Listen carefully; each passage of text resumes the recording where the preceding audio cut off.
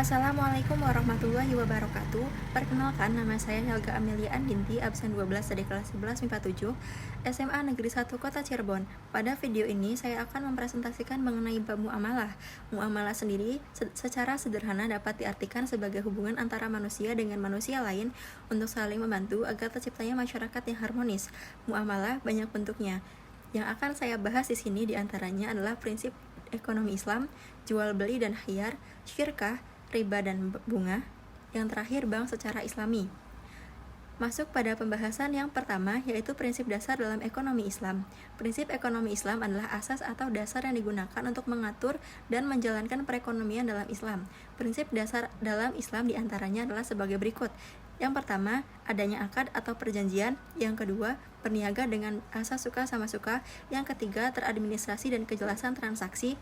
Yang keempat, dilakukan secara profesional dan terencana. Dan yang terakhir, larangan penipuan. Dalil mengenai prinsip dasar ekonomi Islam terkandung dalam Quran Surat An-Nisa ayat 29 yang berbunyi, Bismillahirrahmanirrahim. Ya ayyuhalladzina amanu la ta'kulu amwalakum bainakum bil batili illa an takuna tijaratan an tawradim minkum wala taqulu anfusakum innallaha kana bikum rahima, yang artinya, wahai orang-orang yang beriman, janganlah kamu saling memakan harta sesamamu dengan jalan yang batil atau tidak benar, kecuali dalam perdagangan yang berlaku atas dasar suka sama suka di antara kamu, dan janganlah kamu membunuh dirimu, sungguh Allah Maha Penyayang kepadamu. Tujuan dilakukannya ekonomi Islam adalah sebagai berikut. Yang pertama, agar manusia dapat melakukan kegiatan ekonomi secara islami. Yang kedua, agar manusia dapat mencapai kebahagiaan dunia dan akhirat.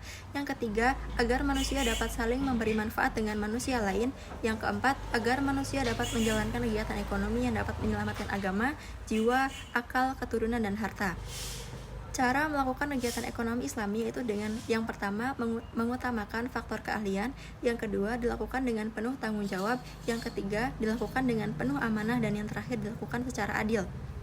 Kemudian, yang kedua yaitu jual beli. Pengertian jual beli secara bahasa itu tukar menukar secara mutlak atau berarti tukar menukar sesuatu dengan sesuatu.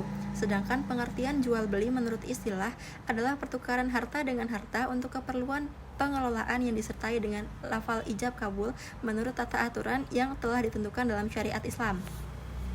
Dasar hukum jual beli yang pertama terdapat dalam Al-Quran Surat Al-Baqarah ayat 275 yang berbunyi, Bismillahirrahmanirrahim, wa halallahul bai'a wa harrama riba, yang artinya padahal Allah telah menghalalkan jual beli dan mengharamkan riba.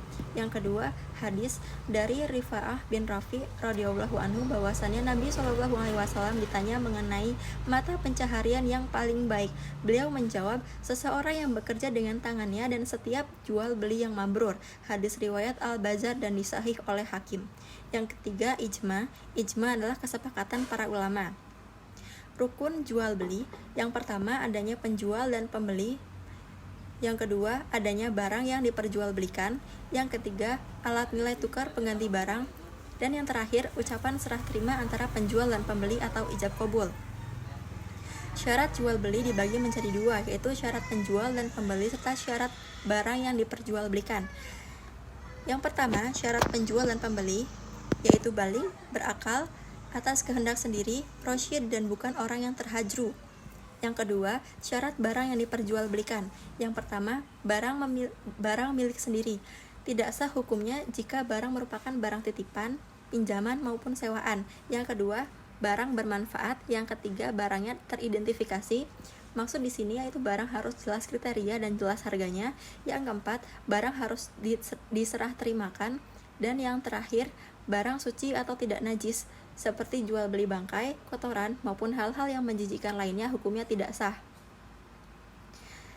Macam-macam jual beli. Yang pertama, jual beli yang sah karena memenuhi rukun dan syarat jual beli sesuai dengan syariat Islam. Yang kedua, jual beli terlarang karena rukun dan syaratnya tidak terpenuhi.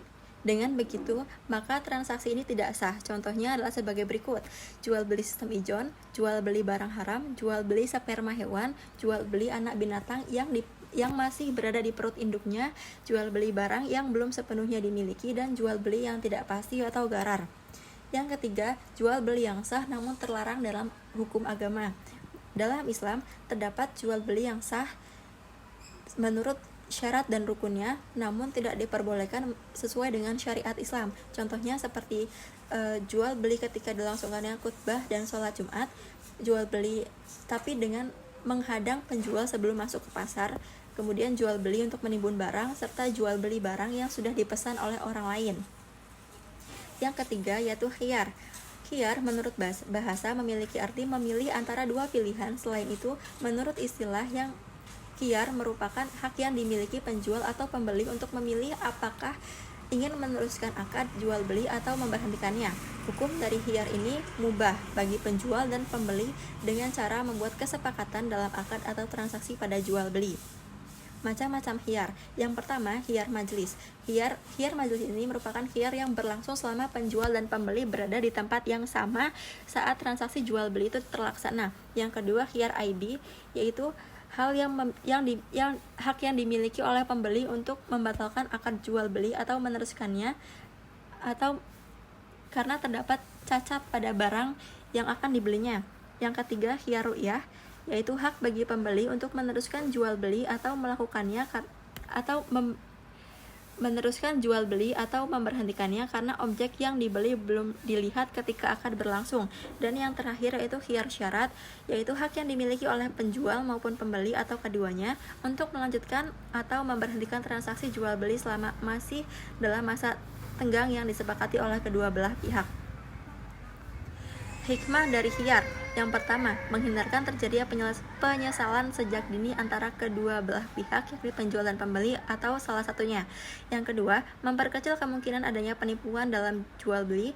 Yang ketiga, menjadi penjual dan pembeli agar lebih bersikap hati-hati dan cermat dalam teliti dalam bertransaksi. Yang keempat, menguatkan sikap rela dan rela antara penjual dan pembeli. Dan yang terakhir, menumbuhkan sikap toleransi antara kedua belah pihak. Yang keempat yaitu syirkah. Syirkah merupakan kerjasama antara kedua pihak untuk memberikan kontribusi dana dengan keuntungan dan resiko akan ditanggung bersama sesuai dengan kesepakatan syirkah. Syirkah ini hukumnya jaiz atau mubah.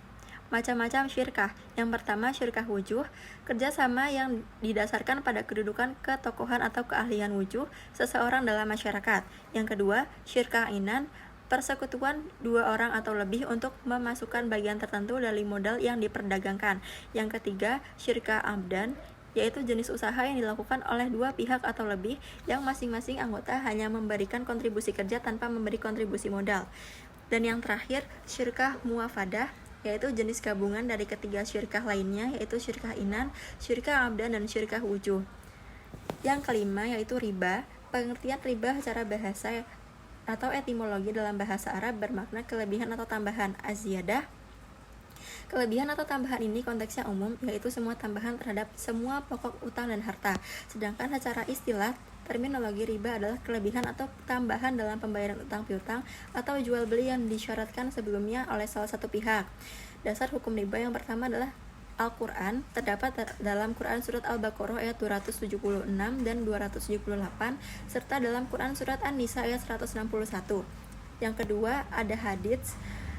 Jabir berkata, Rasulullah SAW mengutuk orang yang menerima riba, orang yang membayarnya, dan orang yang mencatatnya, dan dua orang saksinya. Kemudian beliau bersabda, mereka itu semuanya sama berdosa. Yang ketiga yaitu ijma. Para ulama sepakat bahwa seluruh umat Islam mengutuk dan mengharamkan riba. Yang kemudian jenis-jenis riba. Yang pertama ada riba fadl, yang kedua ada riba yad, yang ketiga ada riba nasiah, yang keempat riba qad, dan yang terakhir adalah riba jahiliyah. Berikut adalah hikmah diharamkannya riba. Cara menghindari riba. Dan yang terakhir adalah bank secara islami. Bank Islam atau yang disebut dengan bank syariah adalah bank yang beroperasi dengan tidak mengenakan bunga dalam bank tersebut. Bank Islam atau bank tanpa bunga ini adalah lembaga perbankan yang operasional dan produknya dikembangkan berdasarkan Al-Quran dan hadis Rasulullah SAW. Peranan Bank Islam diantaranya adalah memurnikan operasional perbankan syariah, meningkatkan kesadaran syariah umat Islam, dan menjalani kerjasama dengan para ulama. Sekian presentasi dari saya. Mohon maaf atas segala kekurangan dan kesalahan. Wassalamualaikum warahmatullahi wabarakatuh.